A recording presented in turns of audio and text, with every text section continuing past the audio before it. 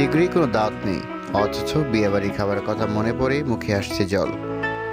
তাহলে ঢাকার বিখ্যাত আবুল বাবুর্চির রেসিপিতে নিজেই তৈরি করুন বিয়েবাড়ির এই রোস্টটি।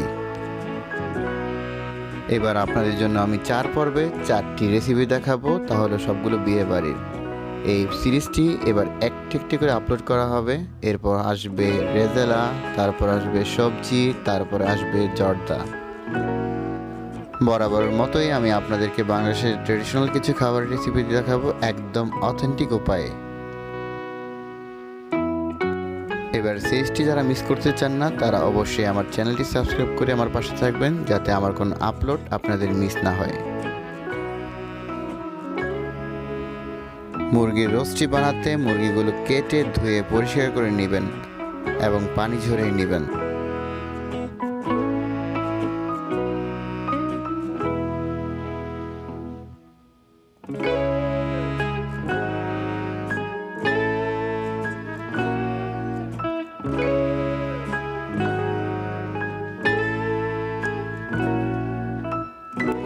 রোস্টের মধ্যে কী কী ইনগ্রিডিয়েন্টস লাগে তা একবার দেখে নিই। প্রথমে দেওয়া হচ্ছে আদা,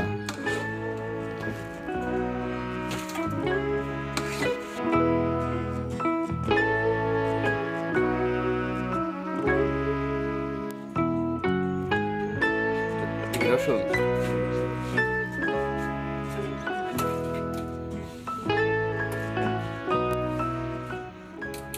এটা কি পোস্তদানা,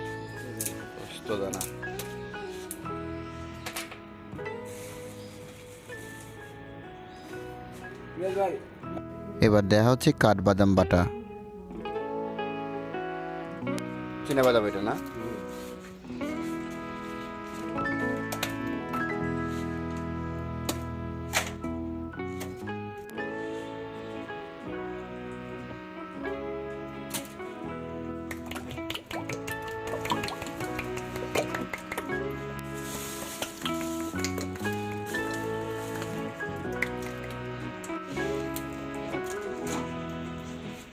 এবার দেয়া হচ্ছে কেওড়া পানি,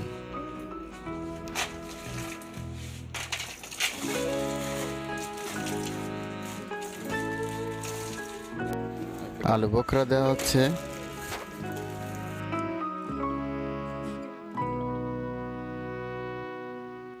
এই পর্যায়ে দেওয়া হচ্ছে গরম মশলা পাউডার,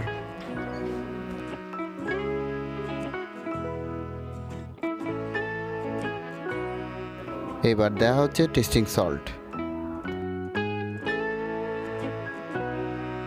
এবার দেওয়া হচ্ছে লবণ। লবণটা যার যার টেস্ট মতো দিবেন। খুব অল্প পরিমাণ শুকনো মরিচের গুঁড়ো দিচ্ছে।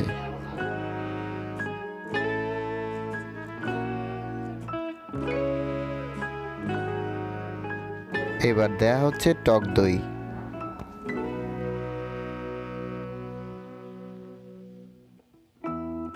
এবার দেয়া হচ্ছে এর মধ্যে সয়াবিন তেল,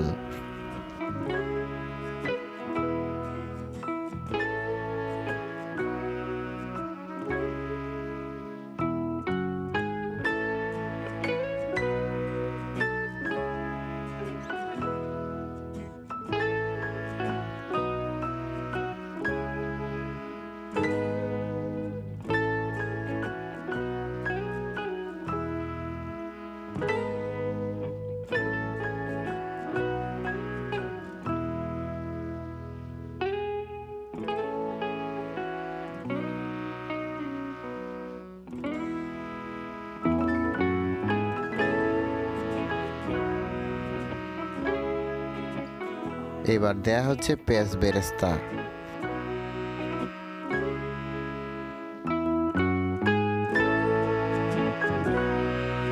এখন দেখানো হবে রোস্টের একটি সিক্রেট।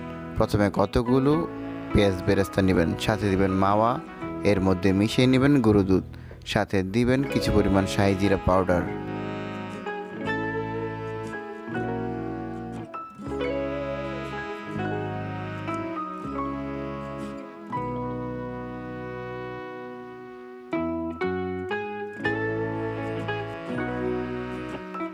রোস্টের মধ্যে এই মিশ্রণটি কখন ইউজ করতে হয় তা আমি আপনাদেরকে দেখাবো, তাই কোনো অংশ স্কিপ করা যাবে না। এই মিশ্রণটি দিলে রোস্টের স্বাদ অনেকটাই বেড়ে যায়।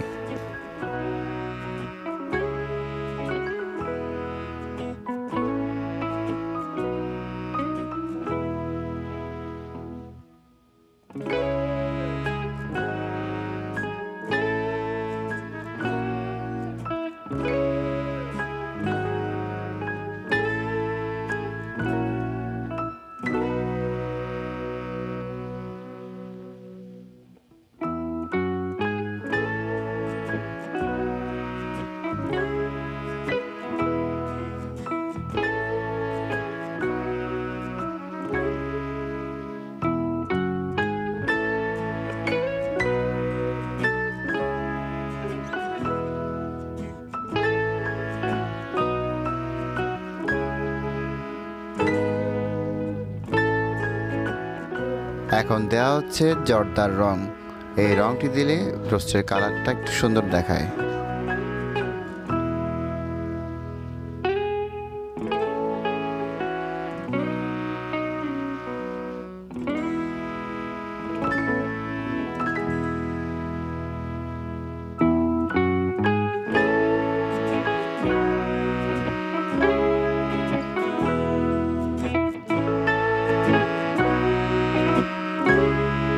এখন দেওয়া হচ্ছে এর মধ্যে জিরা বাটা।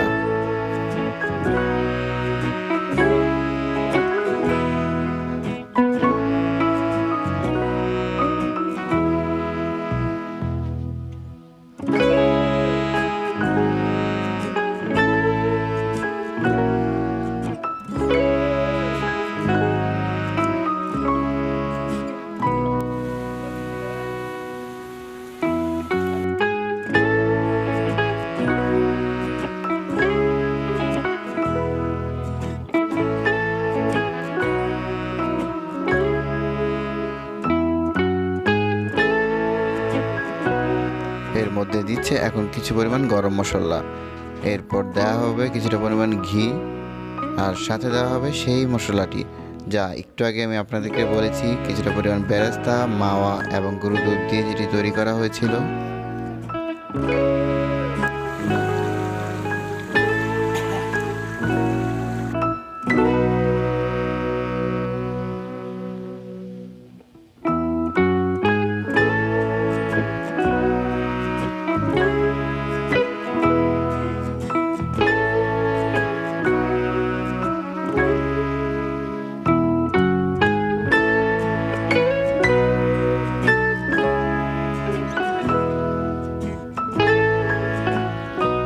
রান্না হয়ে গেলে তারপর কিছুটা পরিমাণ গরুর দুধ মিশিয়ে নেবেন।